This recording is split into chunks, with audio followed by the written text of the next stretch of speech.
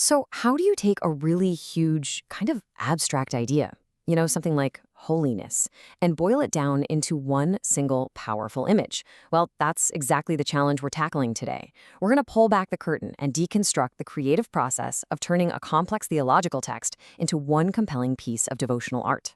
This quote, this is really where it all begins. It just perfectly captures the mission, doesn't it?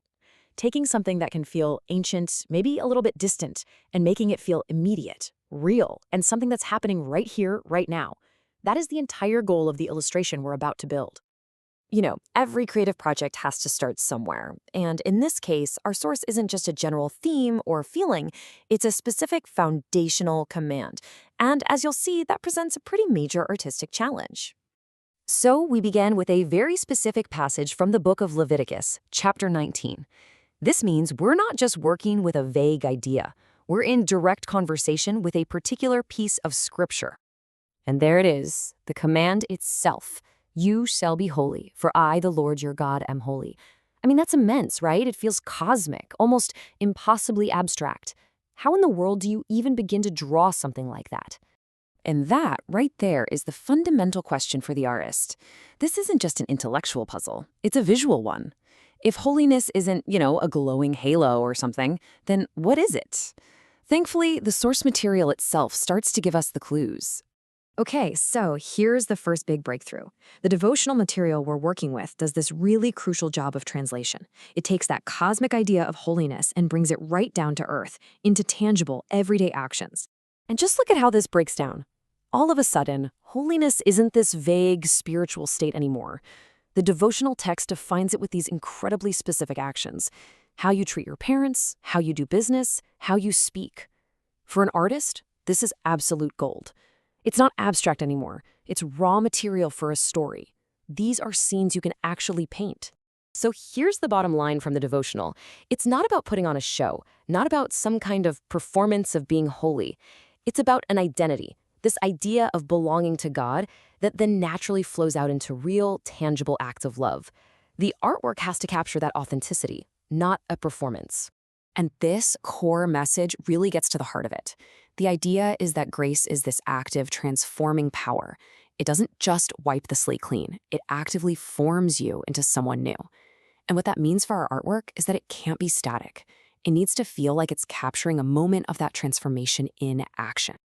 Okay, so we've got our concept. Now we need our rules. Every creative series has a specific visual language, right? A set of guidelines that makes sure everything feels consistent and communicates a very specific mood. And here are the stylistic marching orders. Notice all these descriptive words: painterly, cinematic, reverent. We are not aiming for a photograph here. We're aiming for feeling. And that painterly style is so important because if you think about it, it connects right back to our theme. Holiness isn't a flawless performance, and the art reflects that. It's emotional and authentic, not a perfect, sterile copy of reality. The visual mood is all about this powerful contrast. On one side, you have this warm, golden resurrection light, and the idea is that it should feel like grace is literally breaking into the scene. And then on the other side, you've got these deep navy shadows and muted stone colors. That contrast is exactly what makes the light feel so meaningful and so sacred. And finally, a very practical but super important constraint. The image has to be a one-to-one square. Now, this immediately shapes the composition. It means it has to be focused, it has to be centered, and it has to work perfectly on social media platforms like Instagram. So now we have all our pieces on the table: the abstract command from the text, the concrete examples from the devotional, and the strict visual rules for the art style. The final step is to put them all together into one unified idea. So here's how we synthesize all of that. First, you have to focus. Instead of trying to paint all of Leviticus 19, which would be impossible, we just pick one concrete action, like love for the neighbor. Second, we give it a simple, uncluttered setting. Third, and this is the key, we apply that very specific lighting we talked about, that warm, golden light that can make a simple action feel sacred. And finally, we compose the whole scene to feel quiet, contemplative, and reverent. And this is what we land on. This is our final concept. It's not some grand, heavenly scene with angels. It's a quiet, humble moment, one person sharing bread with another. It directly visualizes love for the neighbor. It's set in a simple biblical world, and that warm, sacred light, it elevates this totally ordinary act, showing it for what it truly is, a moment of holiness landing on ordinary ground.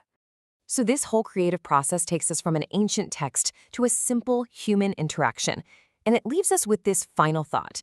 If holiness is really found in these concrete acts of love, where might you see it or maybe even create it in the ordinary places of your own life today?